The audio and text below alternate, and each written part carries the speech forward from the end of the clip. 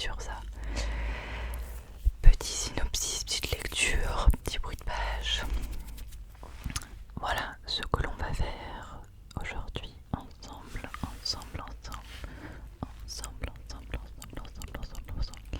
J'ai mis du gloss pour faire un peu genre petit bruit de bouche. Et actuellement j'ai chaud puisque je suis derrière ma porte-fenêtre et en fait il y a du soleil, ça tape un peu. Mais bon, je suis full rouge, tout est. Alors je vais commencer par un livre qui est, je pense, aujourd'hui devenu mon livre préféré. C'est un livre de l'auteur Laurent Gounel. Laurent Gounel qui est un écrivain belge, il me semble. Belge ou suisse.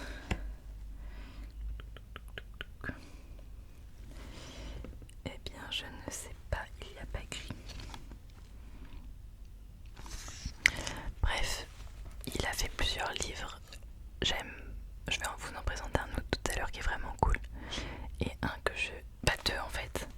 Un que je suis en train de lire, et deux que j'ai terminé du coup, dont mon préféré.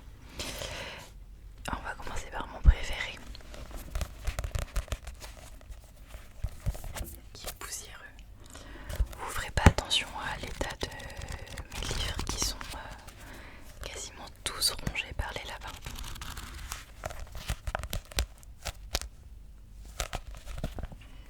Alors, mon livre préféré se nomme Le jour où j'ai appris à vivre. Pour vous situer un petit peu, ce ne sont que des livres qui ont une moralité. Ce sont basés sur des histoires un peu qui peuvent être réalistes mais pas forcément trop.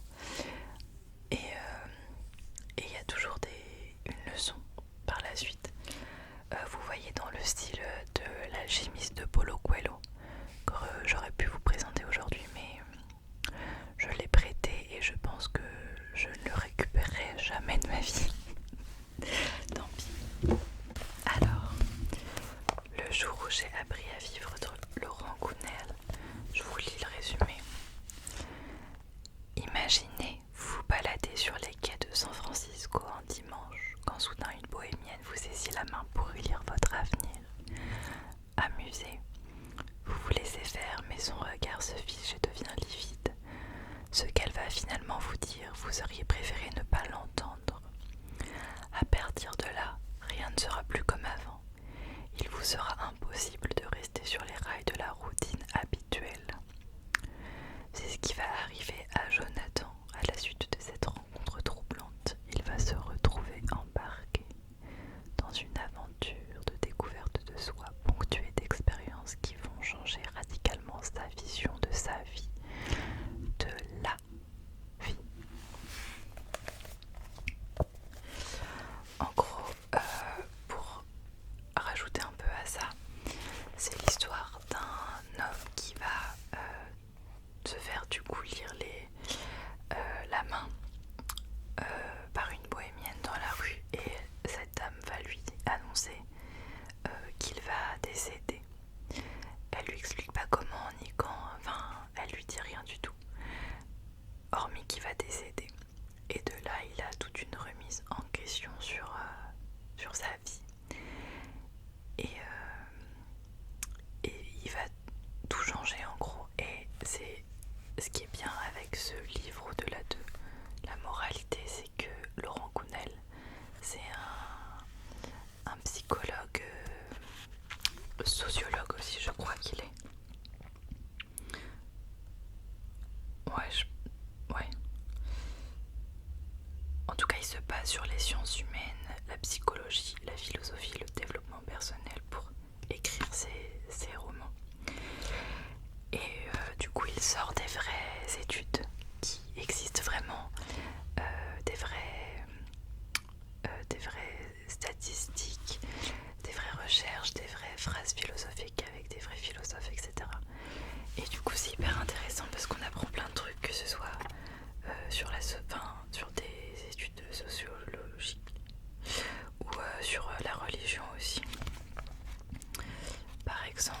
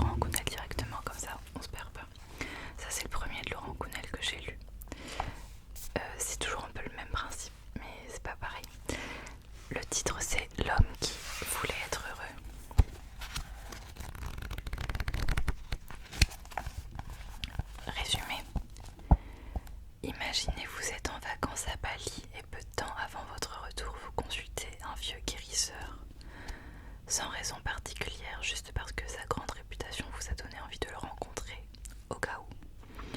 Son diagnostic est formel, vous êtes en bonne santé, mais vous n'êtes pas heureux.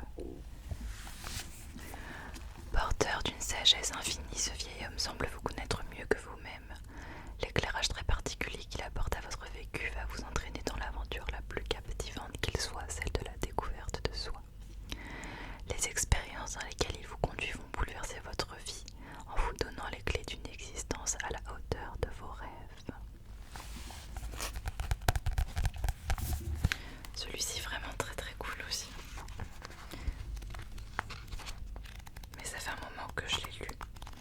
Je m'en souviens encore très bien, mais j'ai pas fait de petites encoches. J'ai tendance à faire des petites encoches sur les livres que je lis pour certains passages.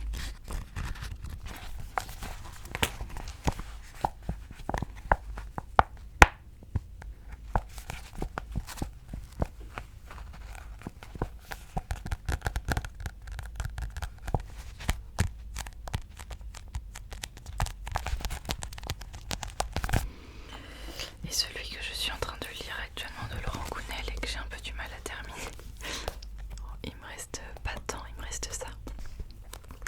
Il se nomme Je te promets la liberté.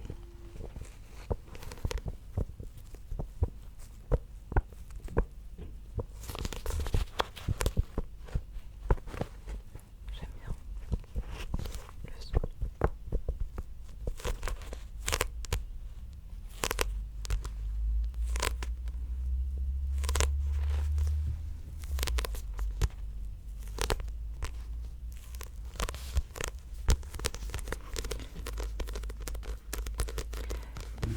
Imaginez, votre employeur vous laisse 10 jours pour sauver votre poste et le soir même votre conjoint vous fait comprendre que votre couple n'en a plus pour longtemps.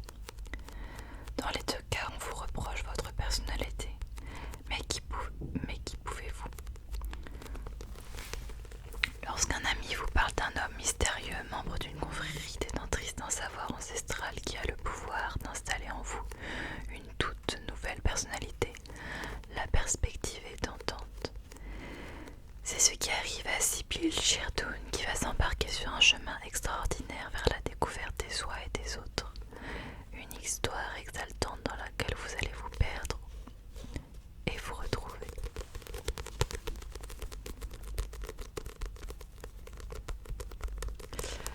Et lui, bon, je l'ai pas encore terminé, mais en gros c'est un homme qui va, suite à la demande d'une femme, lui changer sa personnalité selon ce qu'elle veut être.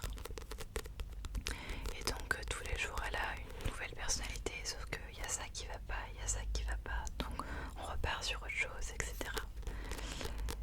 Mais j'ai pas la fin du coup, je vais pas vous spoil dans tous les cas. J'adore le son qu'il fait. Ouais, c'est cool.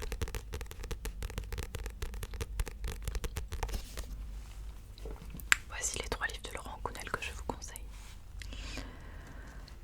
Ensuite, du coup, mon deuxième livre préféré.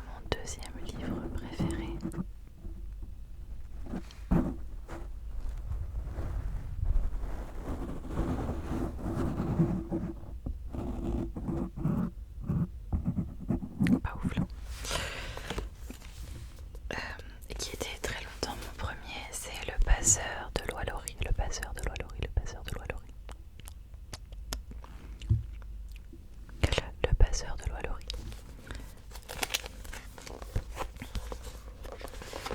Le résumé. Est-ce qu'il y a un résumé même?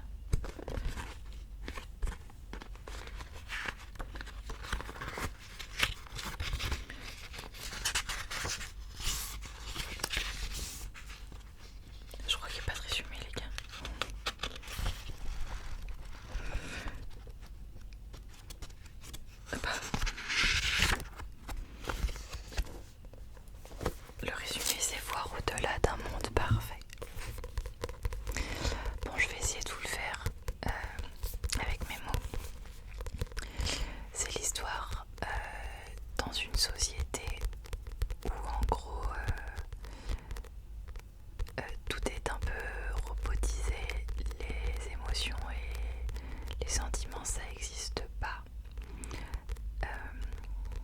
les enfants, ce sont pas leurs vrais parents, tout est créé en fait.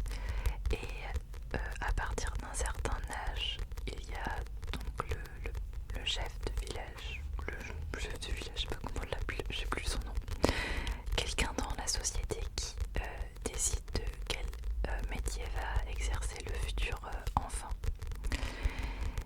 Et donc il y a plein de métiers divers selon du coup la personnalité de la personne, c'est comme ça qu'on choisit. Et il y a une personne dans toute cette société qu'on nomme le passeur et qui est la seule personne à connaître et les souvenirs lointains et à comprendre les émotions, etc. Et donc celui-ci va globalement bientôt décéder et donc il y a un nouveau passeur, donc un enfant, et donc qui va lui passer absolument toutes ses connaissances.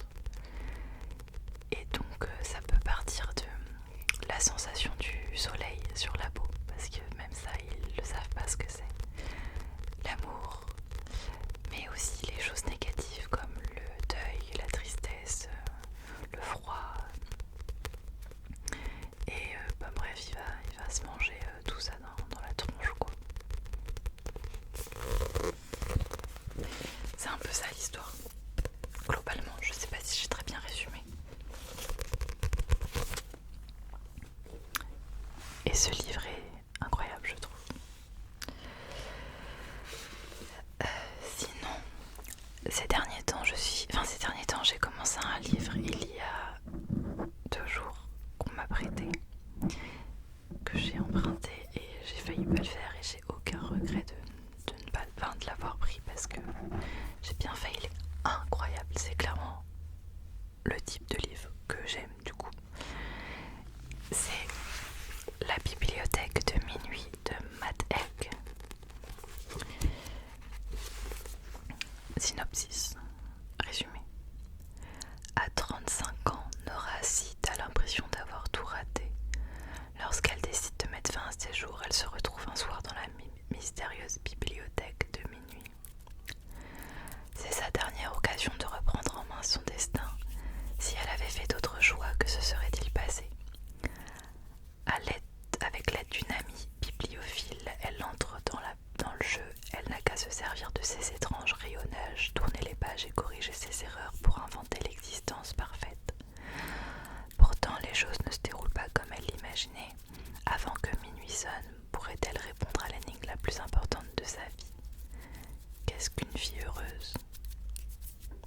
La plus importante tout court, je sais pas pourquoi j'ai rajouté de sa vie. Du coup, c'est une femme qui a 32 ans, c'est ça, 35 ans, et qui veut mettre fin à sa vie. Et c'est ce qu'elle fait globalement. Elle fait une overdose et donc elle se retrouve bloquée entre la vie et la mort. Et j'ai l'air con. Et entre la vie et la mort, elle se retrouve donc dans une bibliothèque qu'on nomme la bibliothèque de minuit, où elle va tomber sur le livre de ses regrets de la vie. Et elle peut visiter en fait toutes les autres vies dans lesquelles elle aurait pu être, un peu comme si c'était des mondes parallèles. Et du coup elle va... Voilà, je suis rendue à... Il me reste ça. J'ai commencé ça avant-hier. Donc je peux pas vous dire la suite, mais j'adore. Et comme Laurent Gounel, ça va être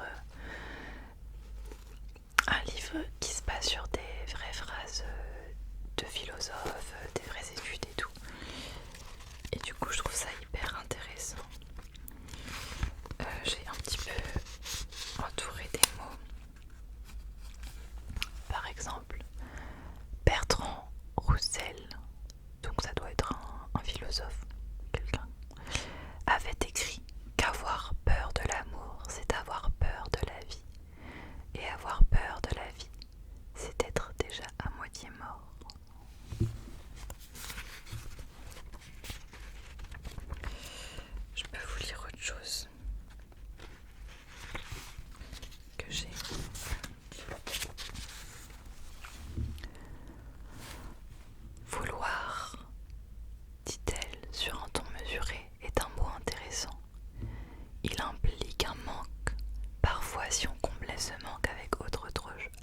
autre chose, le désir originel disparaîtrait complètement. Peut-être que tu as un problème de manque plutôt qu'un problème de désir.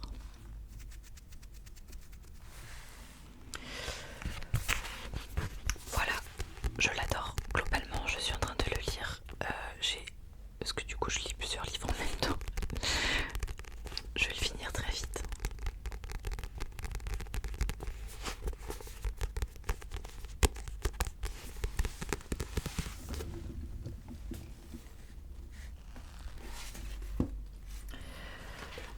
On va passer à des livres.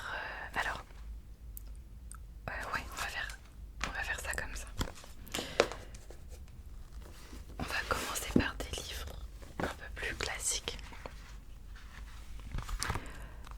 Un livre qu'une copine m'avait acheté pour mon anniversaire l'année dernière qui s'appelle Pianiste Novecento, pianiste de Alessandro Barrico. Je pense qu'elle m'a acheté ce livre parce que je fais du piano. Mais il était cool, il est très rapide à lire, il est tout petit. Je pense que j'ai dû lire en une journée, même pas.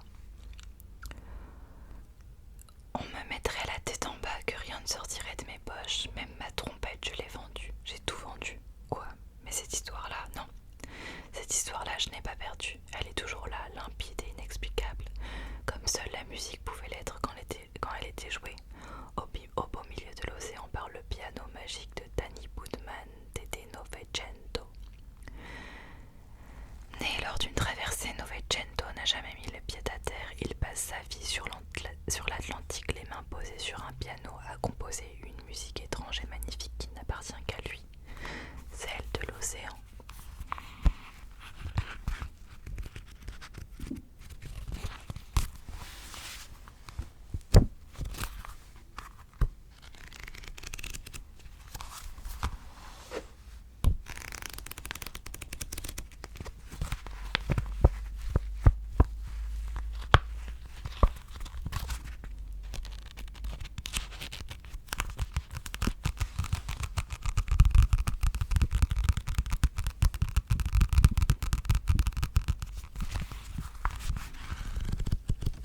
Voilà, je sais pas trop quoi vous dire de plus que le résumé. Il est très rapide à lire, mais il était bien. Si vous voulez commencer à lire un petit livre, je pense que celui-ci peut être très cool. Ensuite, un livre que j'ai lu il y a quelques années maintenant. Ouais, ça remonte. Mais je me souviens qu'il m'avait fait chialer mes morts, mais chialer. Et chialer sur un livre, je trouve ça fort. Chialer sur un film, oui. Chialer sur un livre, plus dur. Et si il se nomme 5 pas vers le bonheur de Théo Lemaître. Théo Lemaître qui débute l'écriture à 14 ans. Mais je ne sais pas de quelle origine il est. Ça doit être un français peut-être. Je ne sais pas. Ils peuvent pas écrire leur origine.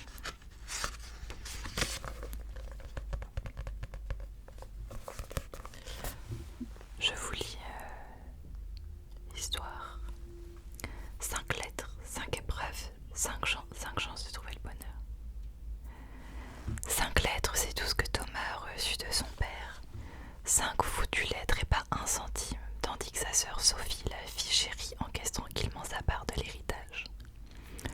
C'est précisément ce genre d'injustice qui a conduit Thomas à quitter la maison à 18 ans, sans argent ni diplôme. Vivre avec une sœur qui réussit tout et un père autoritaire et moralisateur est devenu impossible. Mais on n'échappe pas à sa famille et, même mort, son père trouve encore le moyen de lui apprendre la vie. Si Thomas veut récupérer sa part d'héritage et abandonner enfin son studieux miteux, il va devoir ouvrir une lettre par mois et réussir les épreuves imposées. Des épreuves qui vont le plonger dans une quête identitaire et bouleverser son existence, changeant ainsi à jamais le regard qu'il porte sur son père, le monde et lui-même.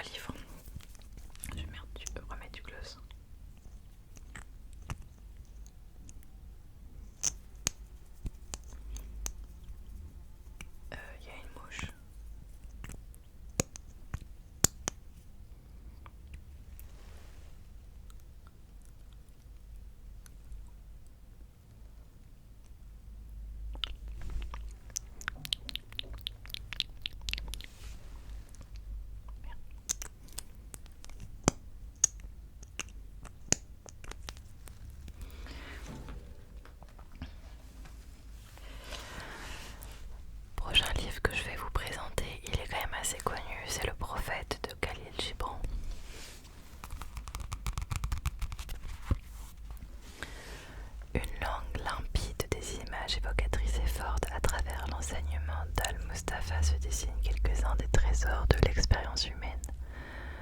Rien n'échappe à la leçon du sage. Amour, joie, liberté, douleur, connaissance de soi, beauté, couple, passion, mort. La vie la plus intime comme les problèmes les plus quotidiens. Hymne à la vie et à l'épanouissement de soi. Le prophète s'est imposé comme l'un des textes cultes du XXe siècle. En gros, c'est chaque chapitre communique d'un thème en particulier.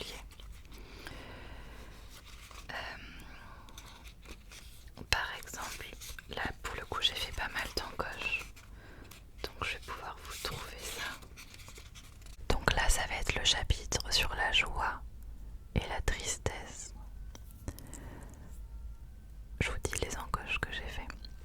Plus la tristesse creusera profond dans votre être, plus vous pourrez contenir de joie. Lorsque vous êtes joyeux, regardez au plus profond de votre cœur et vous découvrirez que c'est seulement ce qui vous a donné de la tristesse qui vous donne de la joie. J'ai dû attendre que la voiture, l'ambulance passe, c'est interminable. Un autre chapitre sur la liberté. Libre, vous le serez seulement lorsque le désir même de chercher la liberté sera devenu pour vous un harnais, et lorsque vous aurez cessé de parler de liberté comme d'un but et d'un accomplissement. Vous serez vraiment libre, non pas lorsque vos jours seront sans souci et vos nuits sans désir ni peine, mais plutôt lorsque la vie sera enrobée de toutes ces choses et que vous vous élèverez au-dessus d'elles, nus et sans entrave. Et comment vous élèverez-vous au-dessus de vos jours et de vos nuits, sinon en brisant les chaînes qu'à l'aube de votre intelligence vous avez nouées autour de votre heure de midi? En vérité, ce que vous appelez liberté est la plus solide de ces chaînes, même si ces maillons brillent au soleil et vous aveuglent. Et si c'est une crainte que vous voulez dissiper, le siège de cette crainte est dans votre cœur et non pas dans la main que vous craignez. Alors peut-être que vous avez rien compris. C'est le genre de livre qu'il faut lire doucement pour le coup. Mais il est vraiment petit. Et ça se lit hyper rapidement.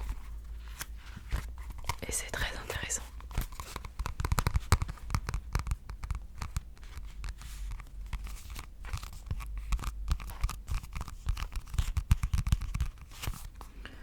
Dans le même style que le prophète de Khalil Gibran, il y a le Temps suprême de Paulo Coelho.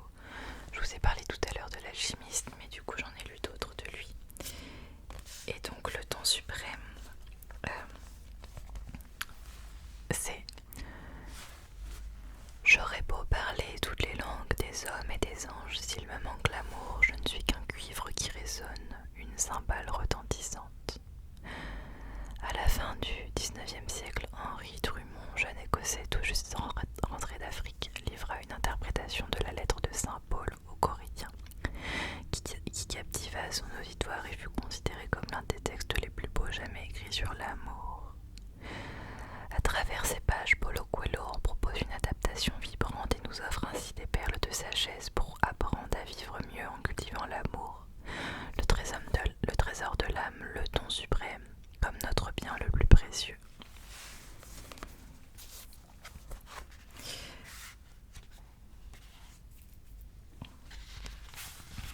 Et il est écrit en très gros.